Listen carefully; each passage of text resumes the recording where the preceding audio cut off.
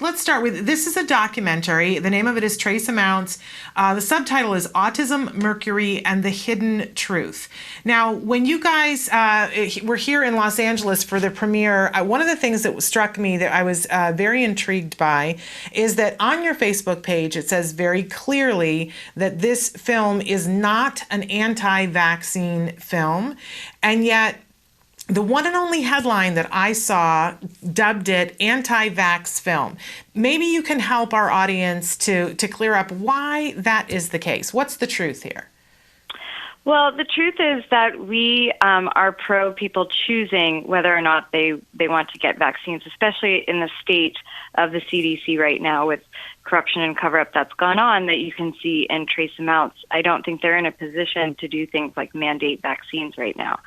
So, and parents know the health of their child better than the state does, and whether or not they've seen injury from an ingredient like thimerosal, which is mercury, a mercury-based preservative. So I just think, and Eric Gladen, who is also a director on the film and producer who cannot be here today, also feels that this is about people choosing. And it's definitely not anti-vaccine. I've received all of my vaccines, and Eric did too, but he suffered an injury from one of those. Yeah, and let's talk a little bit about that. Because that's sort of the genesis of this, that Eric was, from my understanding, a construction worker and had no dog in this fight whatsoever. Right. Had nothing going on in his life that had to do with autism, but he had a puncture wound and decided to go get a shot, a tetanus shot, as does most of the world at this point. And then what happened to Eric as a result of that? So he's an engineer, but he actually happened to be at home just working on a fence, and he scraped his head on a nail, and was convinced by close people to him that he should go get a tetanus shot. So he did, and he started. He came down with what he perceived at the time as flu-like symptoms immediately. And then his symptoms progressed into severe sound issues where he could hear the whirring of a CD, a coffee pot bubbling. Everything was super loud to him. It was like the audio was just turned way up. He saw tracers.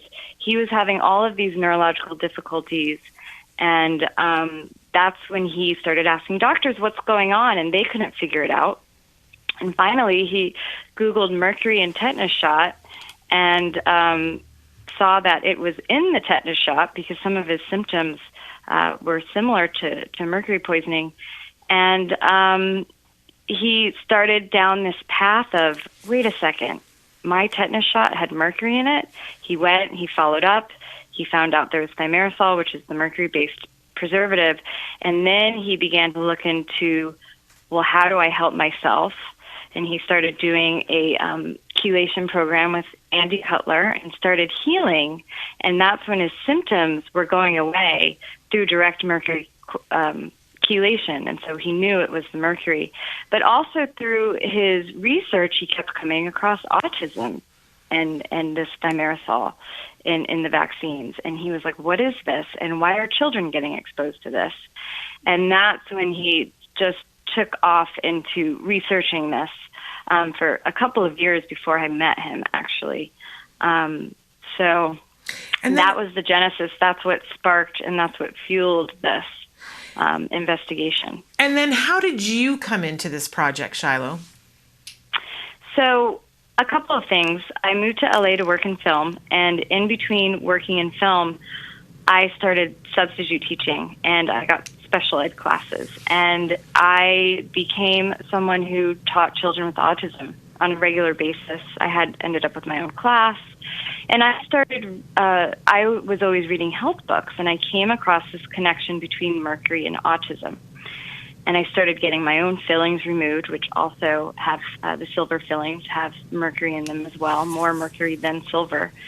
And I was teaching and loving it, but I wanted to get back into film. And so I saw an ad saying, I need someone to help me make a film. I'm an engineer, and the subject was autism and mercury, and it just light bulbs went off, and we met.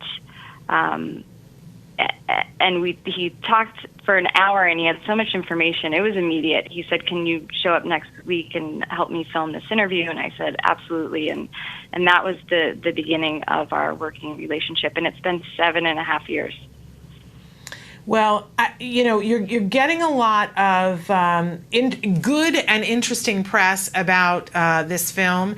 You've been traveling the country, both you and Eric, along with some pretty big heavy hitters.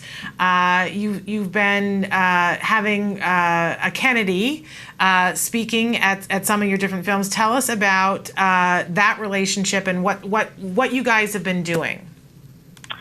Well, Dan Burton saw this film at Autism One. I think it was about 2 years ago. And Dan Burton was a congressman. He's in the film, and he said to us immediately, "You need to show this to Robert F. Kennedy Jr." So we ended up showing it to him several months later. And the reason why he said that is because Robert F. Kennedy Jr. was working on Thimerosal, Let the Science Speak. So we had very compatible projects that we were working on. His book is a compilation of hundreds of studies that link thimerosal to neurological damage. So it just made sense for us to work together because we have the film, he has the book, backstep.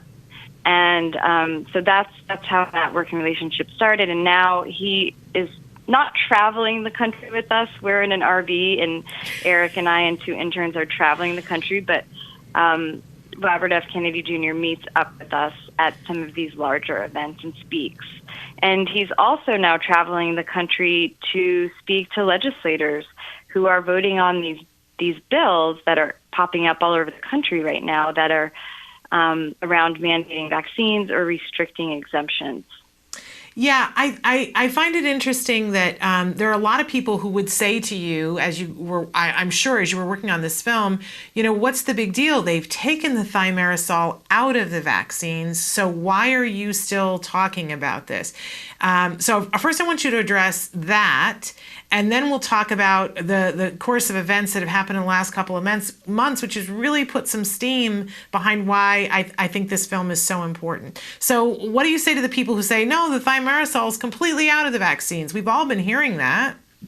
Right. And in 1999, the American Academy of Pediatrics did a good thing by suggesting that thimerosal be removed. And it was removed from the childhood schedule, but there was backstock that is dated through 2003 that was used. And then in 2004, they introduced the flu vaccine, which has 25 micrograms of thimerosal.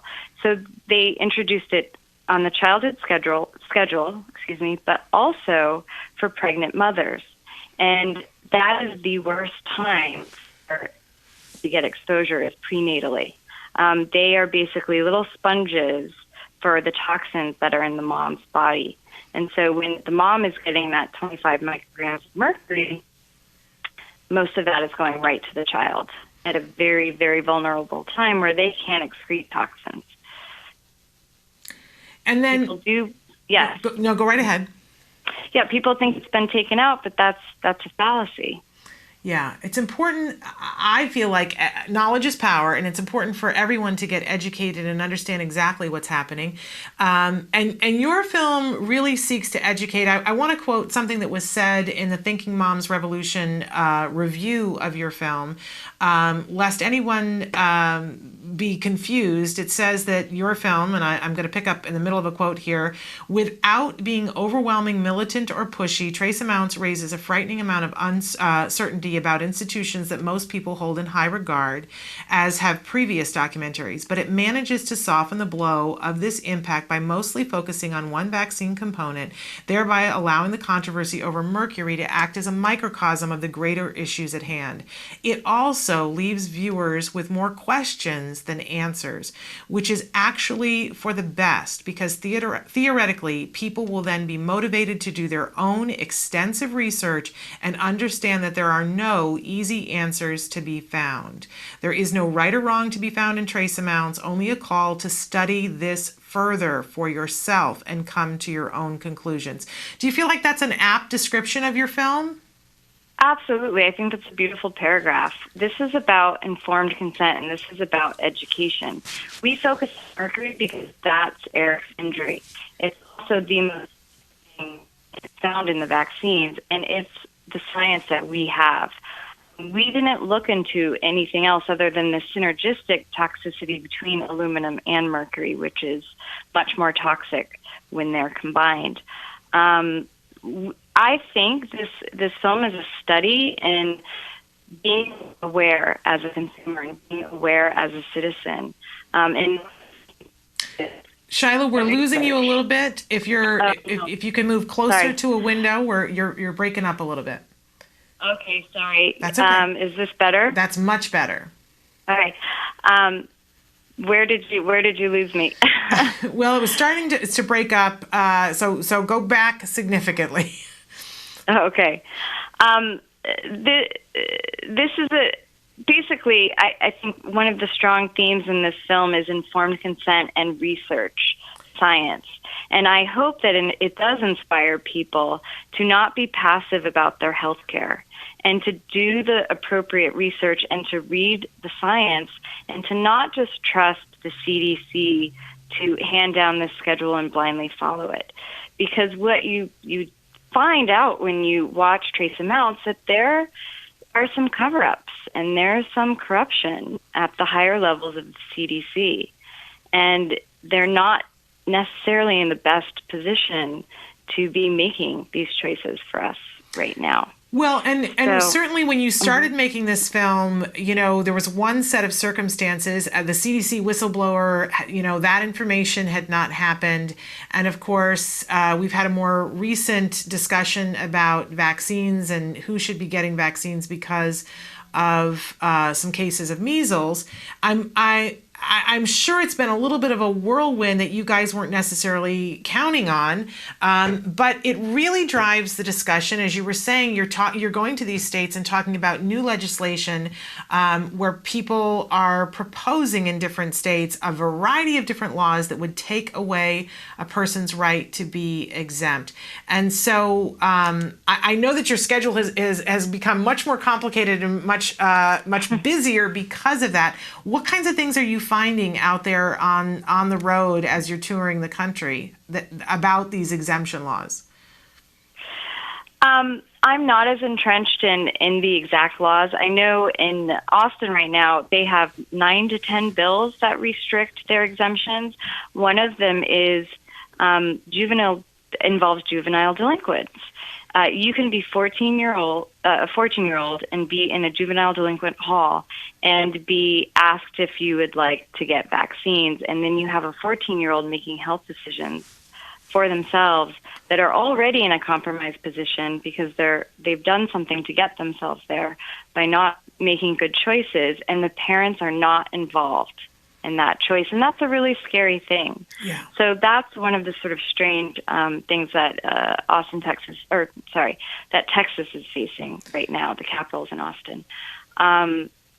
And there's just lots of restrictions happening all over the country, or proposed restrictions happening that would limit parents' ability to make decisions. And it's scary for parents that do have an injured child, watch their child decline after a flu shot or a vaccine that they received, and then feel that they may be helpless in the future to avoid that for their younger child. And I just see a lot of passionate people all over this country who care a lot, are highly educated, who read the science, and don't want to be put in this position. Yeah, it's, there's an old Chinese curse that says, may you live in interesting times. And I've been saying recently, we certainly live in interesting times, don't we? It is interesting how a few cases of measles, which is not something to be taken lightly, but a few cases of measles has created such an uproar and what I can only describe as a witch hunt of trying to identify ways that they can coerce people into doing different things that then perhaps they need to medically, or then perhaps they need to do because of religious or personal reasons. We see on the news on a regular basis that there are children that with different types of cancer and different types of immune issues that they're showing and saying these children cannot get vaccinated. And it always raises the question for me, why, if we accept that, do we not accept that there may be other children with immune issues that also should not get these shots? And maybe if we all put our energy to identifying who those children are and what in the shots is there that is preventing them from being able to take the shot safely, maybe we would get so much further. Absolutely. I mean, I think we're in a sad state where we can't even open the conversation of talking about vaccines without being called anti-vaccine and just being shut down. We should be able to have a higher level conversation about all of this. This is America. I think it's just really sad where we've ended up with this. Absolutely. And I desperately hope it changes, and I hope that trace amounts has the ability, if it's seen by enough people, to open up this conversation. Let's look at the science. Let's go to the science. I can't say that enough. Well, let's talk a little bit about how people can see this film. Okay. You know, you've been having premieres in different places around the country, and I know that you've got a bunch of screenings that are coming up, but you've got something really wonderful that's starting next week. So tell our viewers about that. Well, on April 2nd, we are launching digitally, and the film will be available through traceamounts.com to either rent or digital download, or you can purchase DVDs.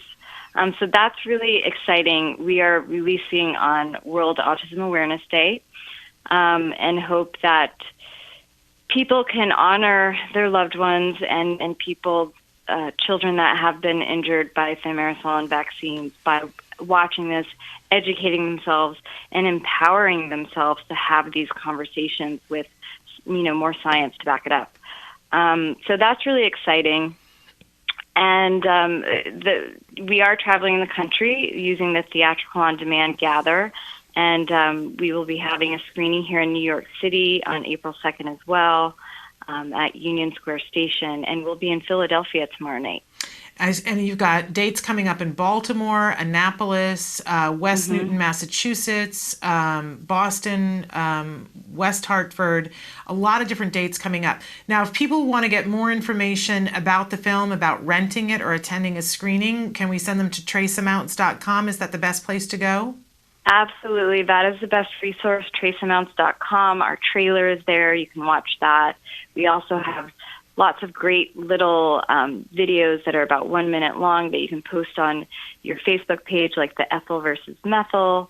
Burbacher's study is there in a lovely animated sequence. So there's lots of resources there to educate yourself, to educate others, and to go and purchase the film to watch. And again, information is power, and educating yourself about this so that you can make an informed decision. I think that's all really anybody can ask for. Make informed decisions that are right for you and your family. Shiloh, we thank you so much. Please give our best to Eric. We know that he is busy and on the road today, and we're sorry that he wasn't able to join us. But please give him our best, and we'll look forward to seeing what happens with this film. I will. I will give him your best. He's in Austin, Texas, showing the film to a bunch of legislators today. So thank you so much. I will pass on that information. And thank you, Shannon, for taking the time to speak with me today. Thank you for joining us. I know you're on a busy schedule as well. But again, traceamounts.com.